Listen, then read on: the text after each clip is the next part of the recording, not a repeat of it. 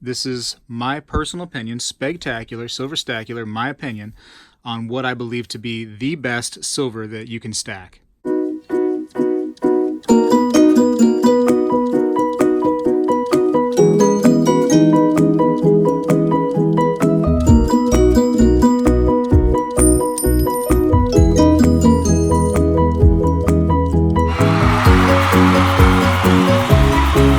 I have some reasons why I'm going to choose this particular piece, and I'm going to start going through why I'm not choosing other ones here in this display. As nice as it is, this one's easy to remove from the pile.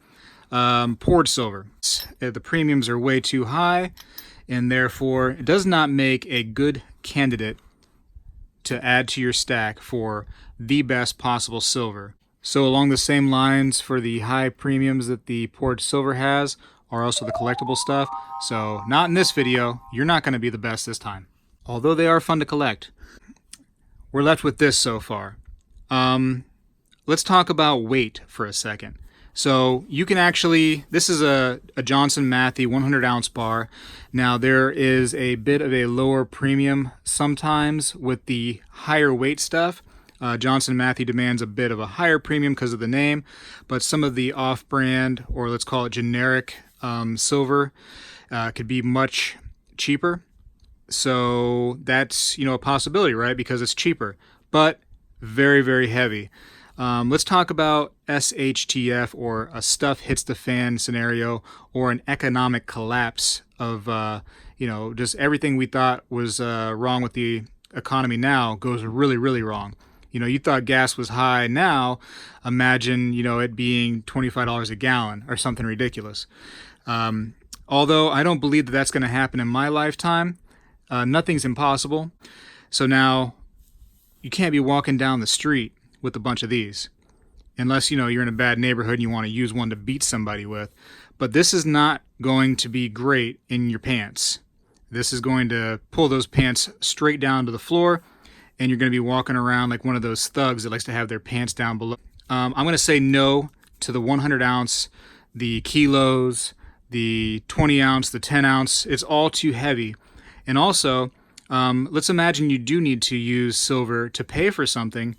Besides it being heavy, how are you going to break this thing up? I mean, there's nowhere to start. That little crack right there, we can take a hammer and try to chisel that piece away. Well, you'd still be left with two giant halves, and it's not going to work. Not going to be an easy solution. Now, you want to pay off, buy a whole house or something like that. That might be a solution, but not for something simple. This is not going to be my choice for the best silver to stack. So let's get rid of it. All right, so we're left with this stuff. Let's talk right now about this right here. This is Silver Shot. And as pretty as it is, and as cool as it looks, these are great if you were going to pay for something with little individual pieces, but there's no markings on it. This could be just about anything. Nobody really would know for sure that it's silver unless they had some sort of test kit, maybe some nitric acid, whatever the case may be. There's no way to really know what it is. The premiums are not too bad on this stuff, but just not having any markings make it a poor choice in my opinion. Got to get rid of it. All right, so if I don't like the kilo and the 100 ounce and the 10 ounces and etc. for the best possible silver to stack in my opinion, what about the 1 ounce stuff? Now here's some 1 ounce generic stuff, and I want to give this honorable mention because it's hard to hate this stuff. You can get it sometimes for spot, really close to spot. It's a great silver to stack. Now here's one thing I want to say is being able to recognize this stuff. When it comes to, that SHTF scenario, an economic collapse, you're going to need something that's going to be easy to recognize for sure. People are going to have to look at these and see that it says fine silver and, 1 ounce, etc., which is fine. There's nothing wrong with that. But there's so many different ones out there. There's so many different ones. It's going to put people kind of on edge a little bit. So there's no consistency here. So people are going to have to look through your stack and see, okay, yeah, this one's good, this one's good, this one's good. Very time consuming. It's hard to only, throw it out from that reason only. And I mean, I don't mean throw it out of my stack, don't get me wrong, but I mean throw it out of the running for best possible silver to stack. But I think just because of it can't be consistent because there's so many different ones out there that I can't make it the best. I can't make it the best. So for this little demonstration, it's got to go. Now that I've gotten rid of a few things, you know that what I'm looking for is something that's consistent, something that's recognizable, and something that's lightweight.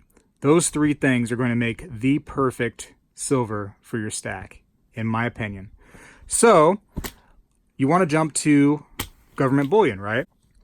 So over here we have different forms of government bullion, coinage, etc.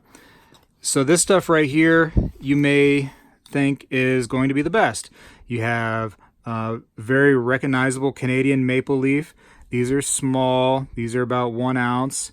Even has a nice dollar amount on there, which is, convenient that it shows an actual, numismatic value on it. Drop that one. Let's see, Krugerrand.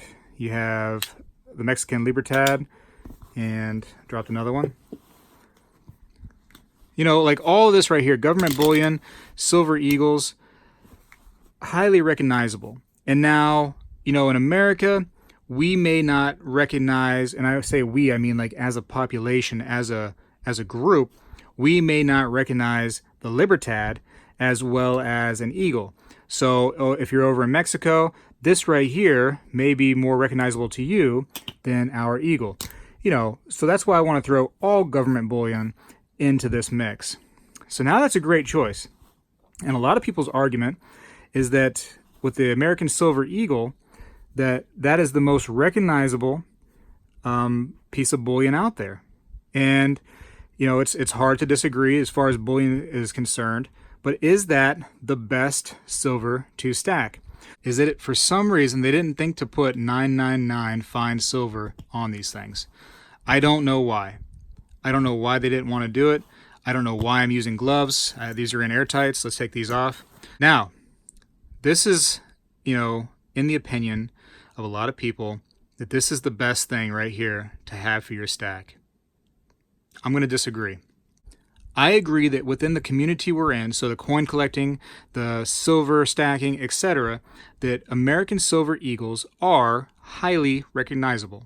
So you're not going to be able to go to a coin show, a pawn shop, a coin show, shop, anybody that deals in precious metals and stuff, and have them go, I've never seen an American Silver Eagle before.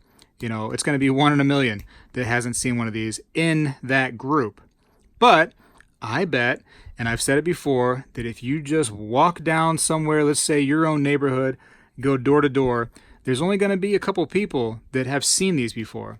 It's not like everybody knows what an American Silver Eagle is.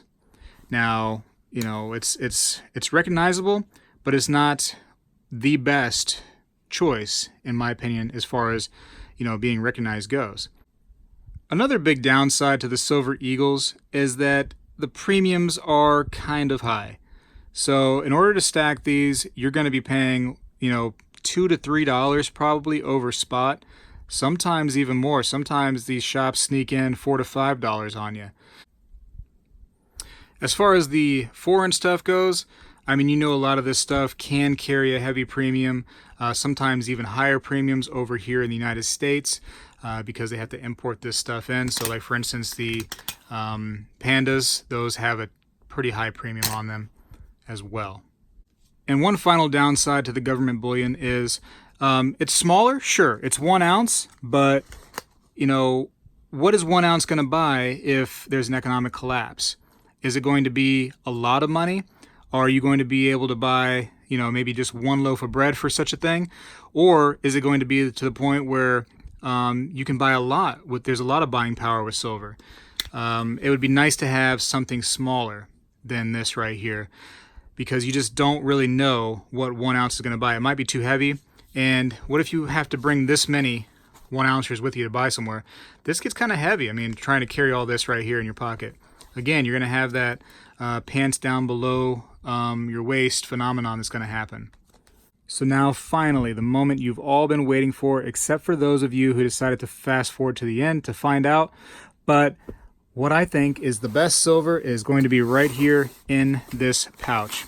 This is new stuff for me too, by the way, so this is a bit of an unboxing for the channel. So right here it is, the best silver possible. There it is. What do you think?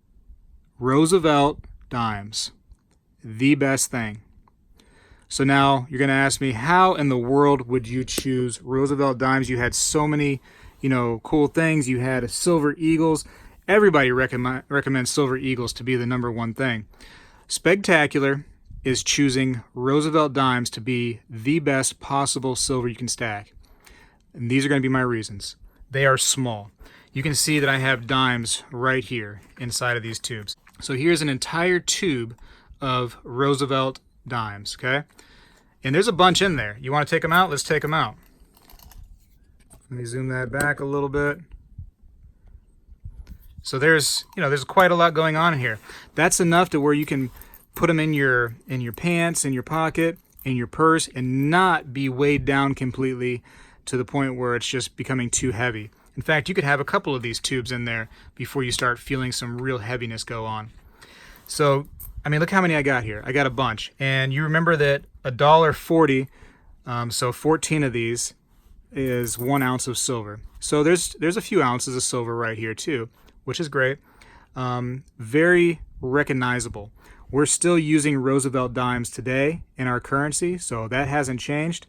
The design hasn't changed in many years. The only thing that's ever changes really is the date. And of course there are proof versions and some that are alloyed different.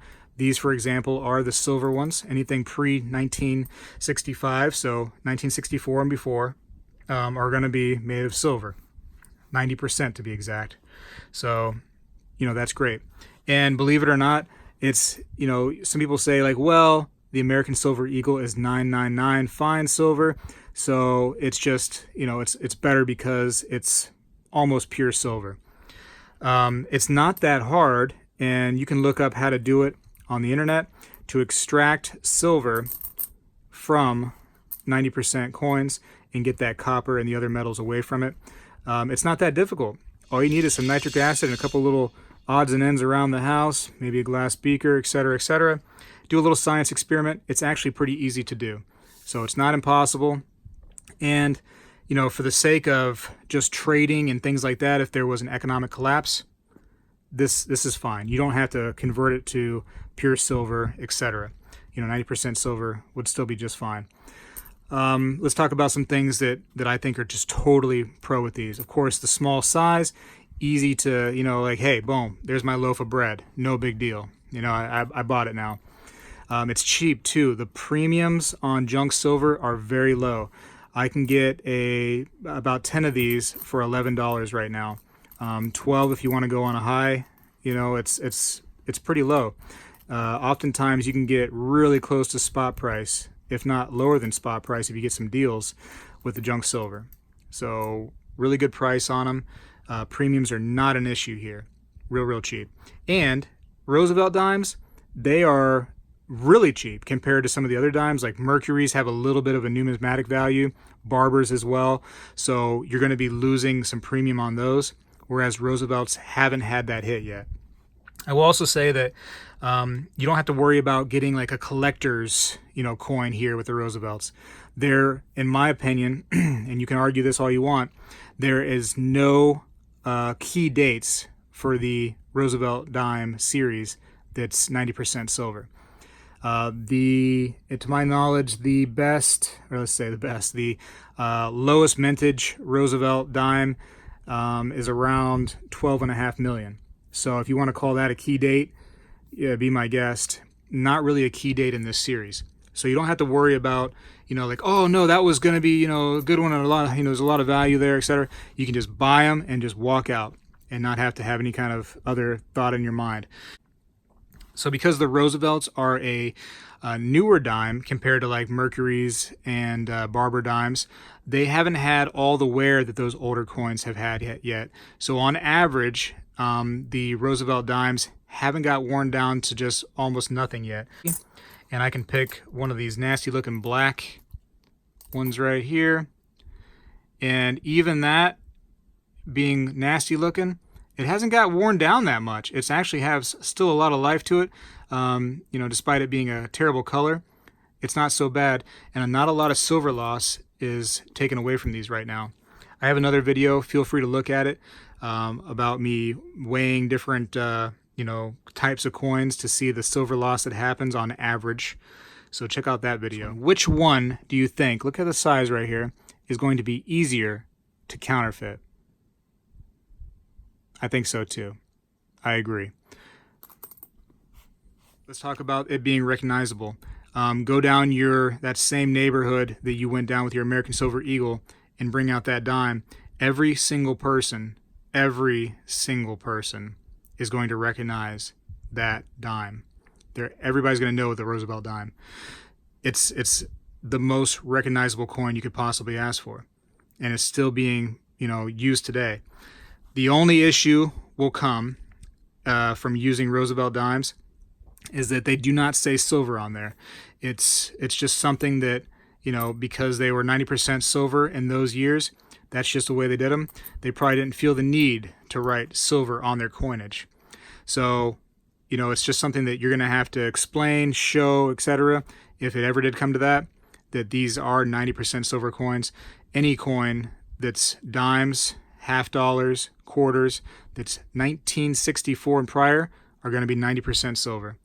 All right, now that we're at the end of the video, and this is my choice, the Roosevelt dime as being the best silver that you could add to your stack, period.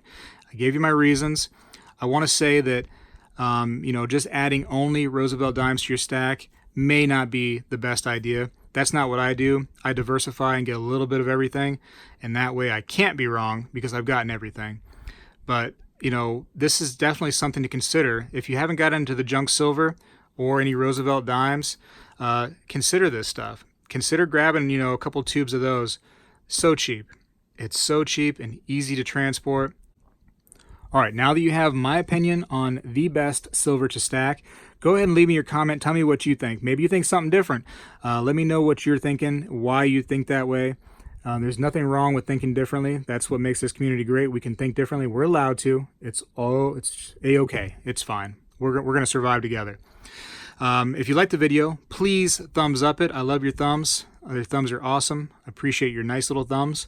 Leave me a comment down below, like I said, and subscribe if you haven't. Share the video with friends. Maybe some other people out there would like to see what, you know, I believe is the best, and maybe they can give me their opinion. Maybe they can change my mind. Anyways, I better go now. Spegtacular is out.